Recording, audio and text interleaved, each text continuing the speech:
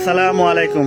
শেষ বিদায় দেখেন, প্রবাসীর জন্য শেষ বিদায় কি হইতে পারে, কি কি দিয়া দেয় দেখেন। আহা, টাকার মেশিন চলে যাইতেছে, টাকার মেশিন চলে যাবে দেশের বাবা মার কাছে, আত্মীয় স্বজনের কাছে, পাড়া প্রতিবেশী ভাঙ্গা মানে ডল ভেঙে আইসা দেখবে, একজনের মাথা সরিয়ে আরেকজন দেখবে যে ভাই দেখি প্রবাসীর মুখটা একটু দেখি।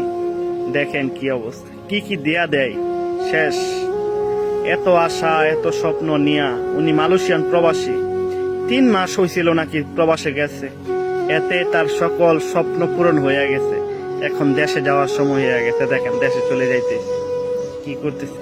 তার সকল কিছু তাকে গুছায়া মানে তার সকল কিছু তার সাথে সামান গুলাও দেওয়া দিতে। দেখেন তার কাপড় গুলা দেখেন, একে একে করে কাপড় গুলা পর্যন্ত পাস করে দেওয়া দিতেছে। এই কাপড় গুলা কি করবে, কিন্তু তারপর প্রবাসীর নিয়ম দেয়া দেয়।